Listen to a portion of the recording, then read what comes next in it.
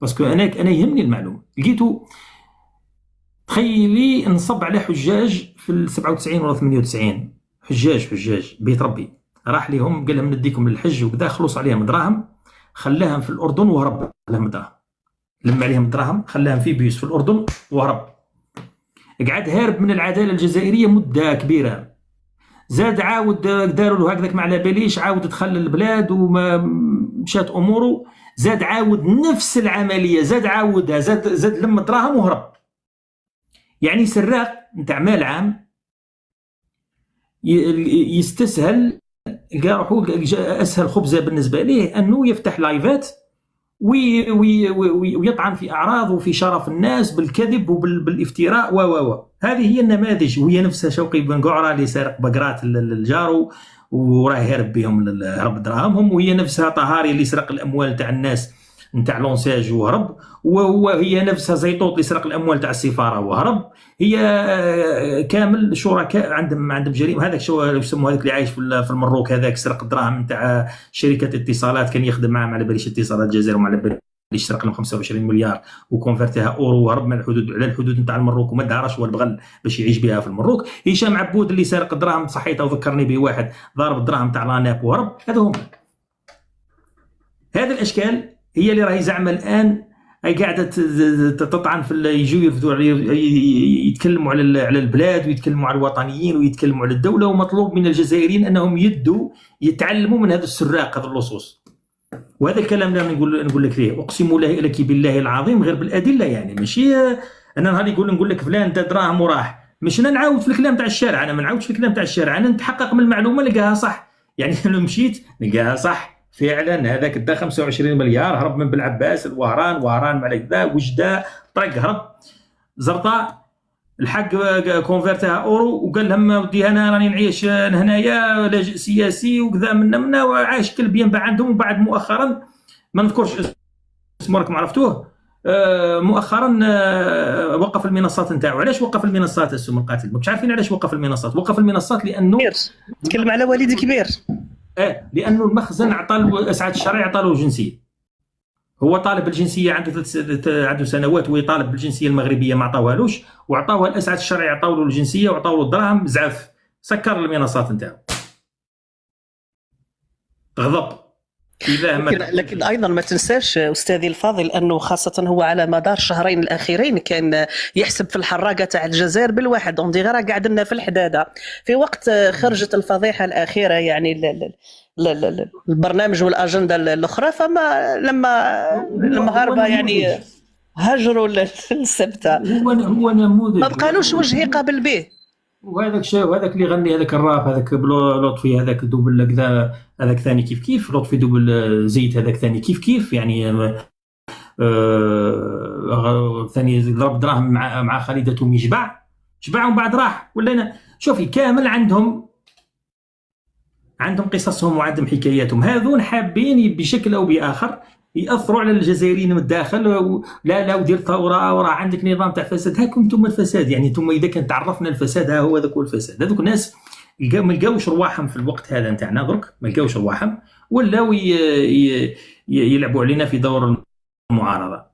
فالان نتكلموا على اللي راهم في الداخل، ما تروحوش ضحايا نتاع هذا الناس، ما تتبعوهمش. معليش انت انا يعني نقول لكم المنصه تاعي انا هذه في تيك توك كي نفتح يا اخي راني نقول لهم المعارضه غير يتفضلوا اهلا وسهلا بهم، يدخلوا يناقشونا ونسمعوا منهم وممكن يقنعوني. انا نحب جزائري عايش في الداخل ومعارض وقلبه خارج، وبالك يقنعني، بالك نسمع له، بالك نقتنع بوجهه نظره ونمشي معاه، ممكن جدا. بصح انا الحاجه اللي ما نقبلهاش وما تدخلش راسي انني نلقى جزائري كامل العقل كامل الدين كامل الجسم ياثر فيه كبير الهرام، ولا ياثر فيه هشام عبود، ولا ياثر فيه لطفي دوب الفاس، ولا ياثر فيه شوقي بن قعره وسي دانيال. استاذي نسميوه ناقد، نسميوه واحد من الشعب. ممكن السم القاتل تنتقد شيئا ما ربما في السياسه الداخليه للجزائر يعني، لكن اني نكون معارضه نظن ان كلمه معارضه كلمه كبيره. هذه ولها مقومات باش تكون معارض.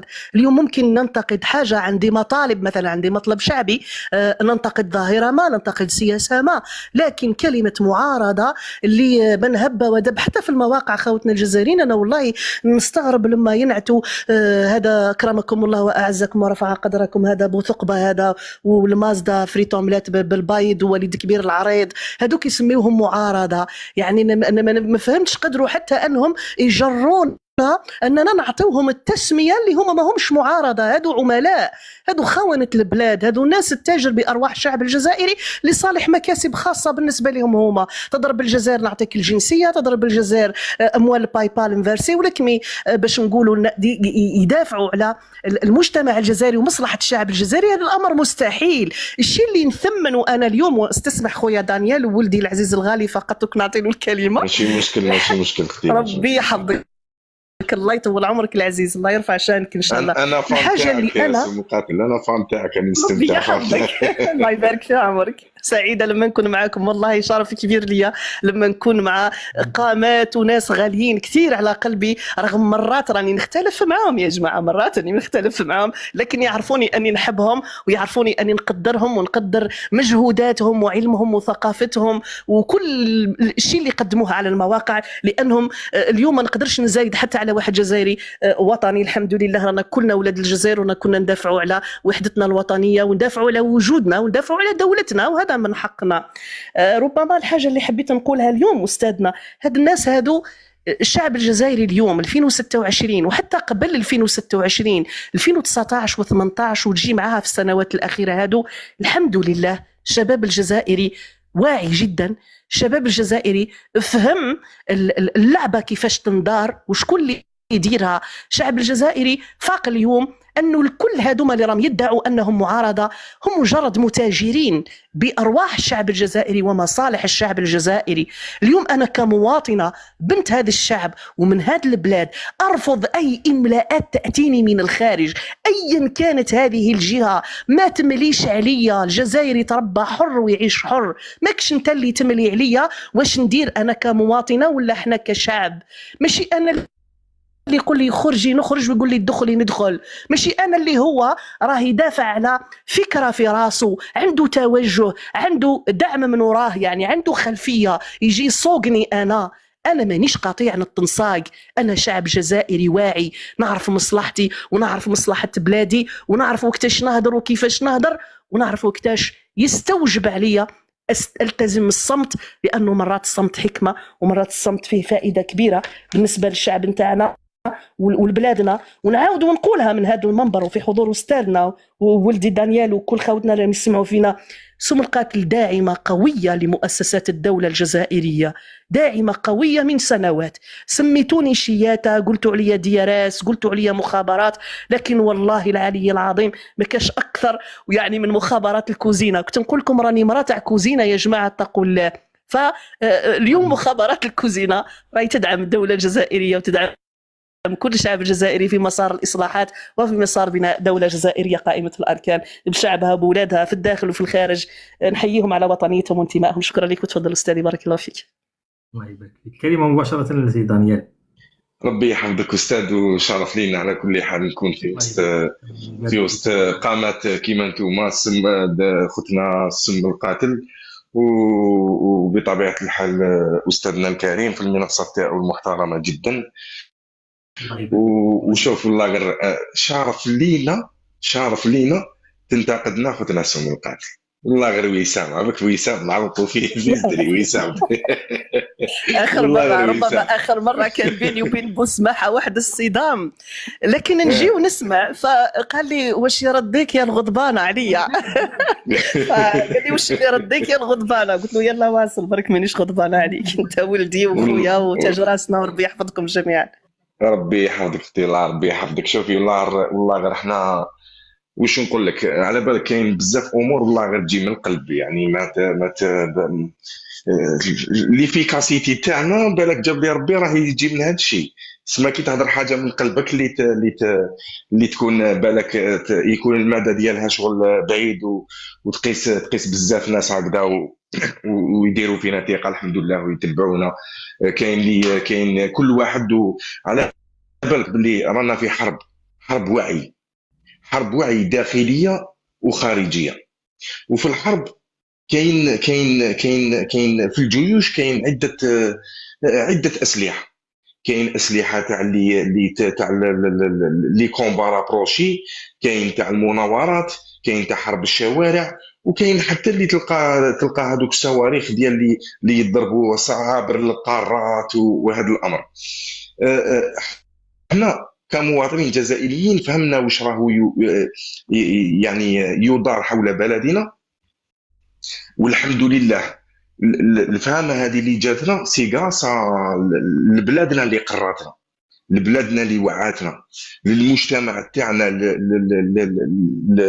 اللي تربينا فيه. تربينا نحبوا بلادنا من صغرنا، حبينا نربوا بلادنا، تعلمنا نربوا بلادنا، ونكملوا في هذا النساق باذن الله غير حتى ربي سبحانه يدي امانته.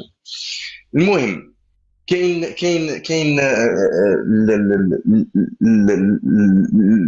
كما يقول لك الاهداف هذه اللي راهي تخلط في بلادنا، ثاني تخلط لك في الداخل. هذه هي حرب الجيل الخامس، تخلط لك الداخل وتضربك من خارج الوطن. لازم يكونوا هكذا ثاني منصات توعي، منصات ترد لهم، منصات تهاجمهم، منصات يعني انتقلنا من هذيك تاع الدفاع للهجوم مباشره. واستاذ نقول لك حاجه، الدعوه عندهم والله غير راهي تغلي، كوكوطا راهي تصفر الكوكوطا يتصفر، وعلى بالك خرجوا الابواق ديالهم.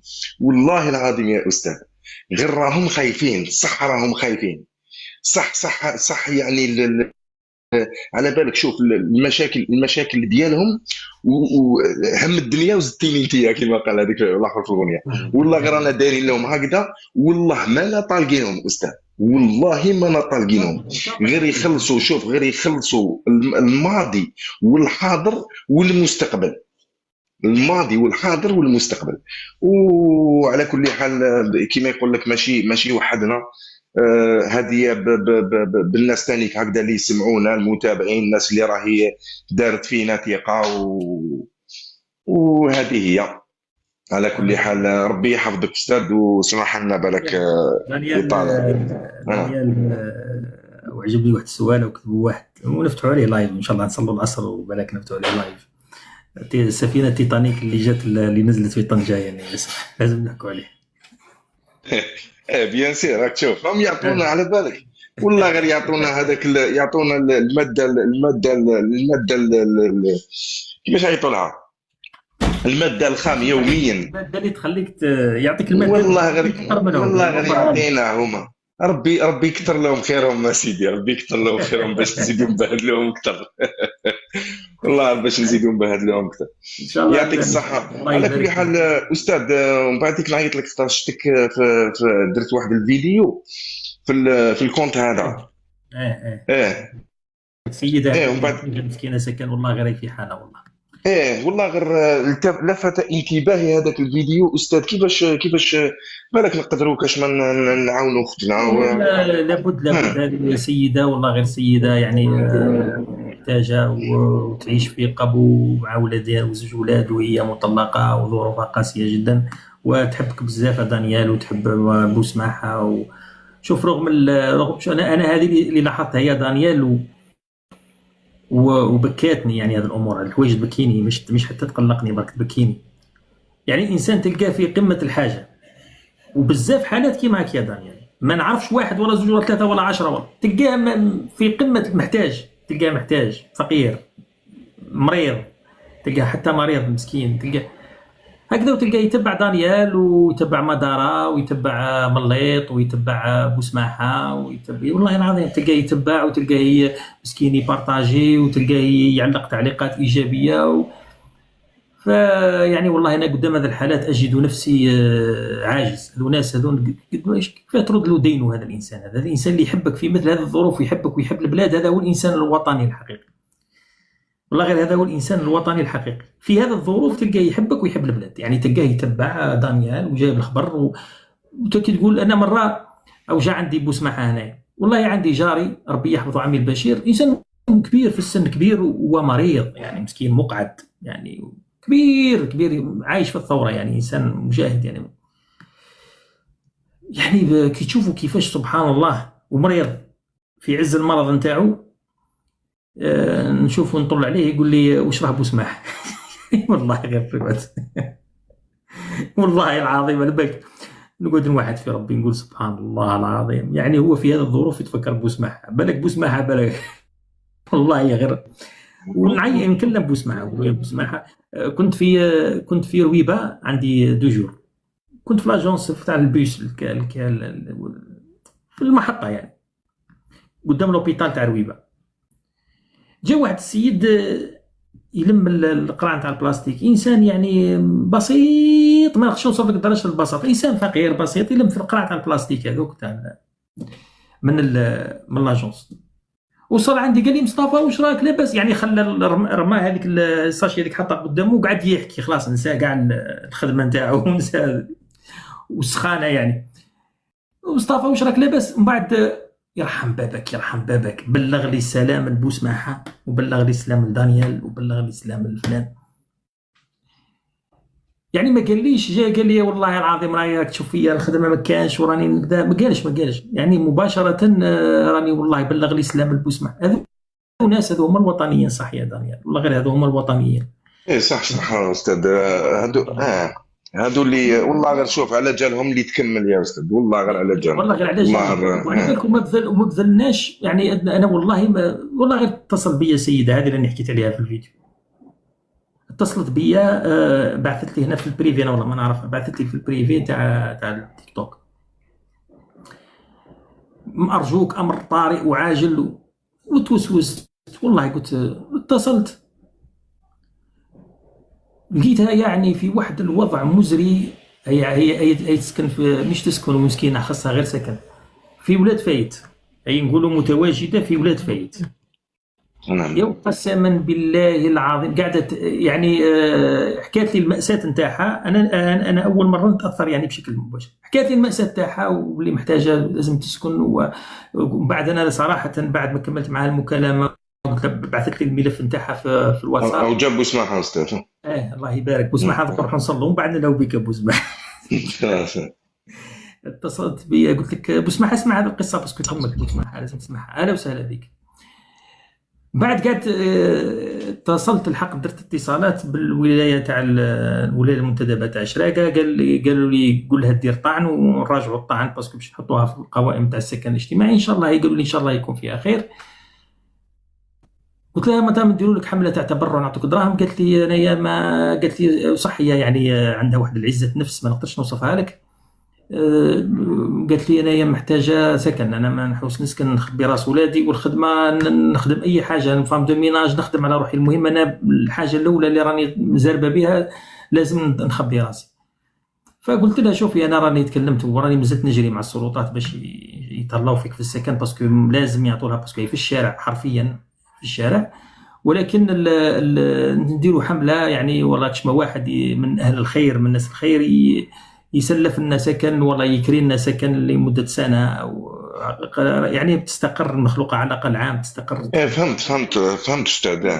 لا هذه افتنا، باسكو انت دوكا سكن اجتماعي باش تعطيه للدوله لازم نستناو حتى العام الجاي. اذا كان ما خرجتش في هذه الكوطه هذه ما خرجتش، قلت يعني ما خرجتش، قالوا لي دير طعن. هي دار الطعن على كل حال، هي تستنى الركور، ولكن ما تدري الطعن ما تقدرش تضمن، لانه كاع الناس عندها حق باش تسكن، شيء صعب جدا صح. والله بعد ما حكيت المأساة نتاعها عاودت رجعت، راني نكبس وراني نسمع في بوسماحه وراني نسمع في دانيال، وتعرفكم يعني بالواحد شوف الخير اللي في الناس. شوف والله بعد رجعت تحكي لي عن مروك ولازم ندافعوا على بلادنا ونوقفوا معاها وكذا، يعني حاجه عجيبه يا سي بوسماحه. واش راك بوسماحه؟ السلام عليكم استاذ مصطفى، تحياتي لك وخويا دانيال والاخوه اللي راكم متواجدين في البث، تحياتي. السلام عليكم. الله يحفظكم الله يبارك فيك خويا العزيز. اسمع كيفاش ما درت لنا على السفينه تاع تيتانيك هذه اللي راه هبطت في طنجه، مصيبه. هذيك عشيه ان شاء الله نديروا عليها براتان.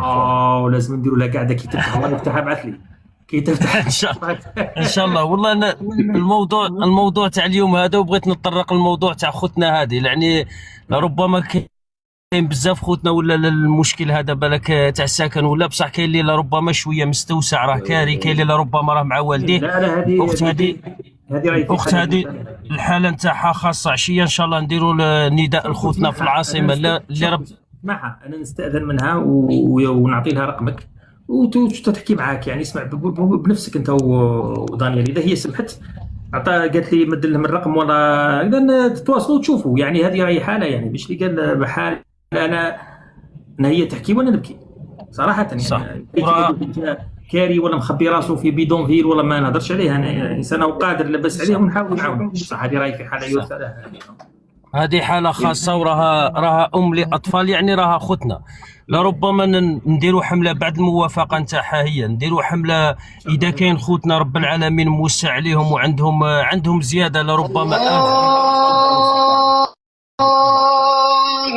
ايوه لربما سكن افدو ولا حاجه، واذا ما كانش نتعاونوا نديروا لها حمله هكا هبه نكريو لها عام ولا عام ونص ولا اللي كتب رب العالمين. ريتما رب العالمين يفرج، وما حصيناش حنا نخليوها كما نقولوا الابواب تاع الله مفتوحه. لربما كاين اللي بالك يتبرع بسكن، كاين حنا بالك طموحات تاعنا صغار، بالك رب العالمين يوفقنا تكون حاجه. يا ابو سماح، البارح الشيخ شمس الدين، البارح هذه نحكيها قدام نروحوا نصلوا. البارح الشيخ شمس الدين بعث لي واحد الحاله نتاع انسان مريض، عافانا الله واياكم وربي يشفي مرضانا. الحاله نتاعو تاع الكونسير متقدمه جدا، بعث لي الفيديو نتاعو، شفت الفيديو والله بعد ندير عليه لايف ان شاء الله، ولا كي تفتحوا لايف عيطوا لنا نوريكم تشوف. يعني يعيط هذاك الانسان، هذاك يعيط في وسط ولاده في الدار وما يعني مسكين يغيظ.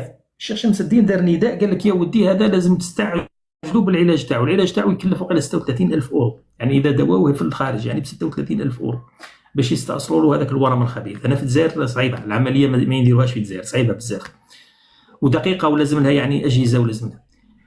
فالشيخ شمس الدين بعث لي الفيديو، شفت الفيديو انا ما قدرتش نكمله، يعني والله غير شحال غاضني هذاك الانسان ويسكن هنا في بيكور.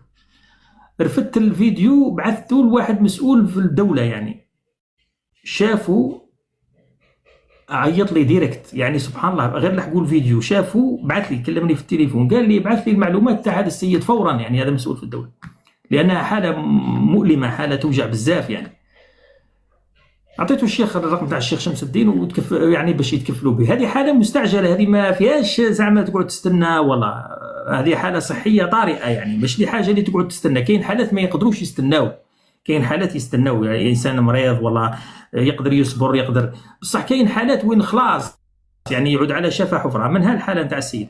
انا واش نقول لكم راهي اذن حقا وصدقني يا رسول الله. شوف انا نكلمك بسماحه، انا نكلمكم بالك ندير لكم جروب مع السيده اذا قبلت ونشوفوا كيفاش نعاونوا هذا.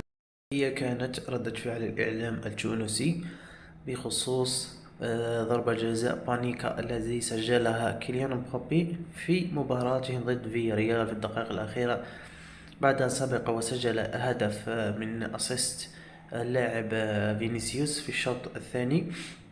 استطاع أيضا أن يضيف الهدف الثاني له والثاني لريال مدريد عن طريق بانيكا. والتذكير أيضا أنه إبراهيم دياز كان موجود في الملعب وقتها، دخل احتياطي للاعب ماسانتونو. إبراهيم دياز مثل ما قلت لكم، وكثير يعني أنه شك أنه مبابي سيسدد بتلك الطريقة، يعني طريقة بانيكا، وبعد أن سددها ذهب مباشرة للاحتفال مع إبراهيم دياز، ربما أنه عاد يقوم بتحيته أو يرسل له يعني هكذا، يرسل له الهدف، يهديه الهدف طبعا. أنا عندي مثل ما قلت لكم وجهة نظر أنه يمكن لو كانت ريال مدريد متقدمة بثنائية أو هكذا، كان مبابي سيترك ضربة الجزاء لإبراهيم دياز يسددها حتى يسترجع الثقة في نفسه.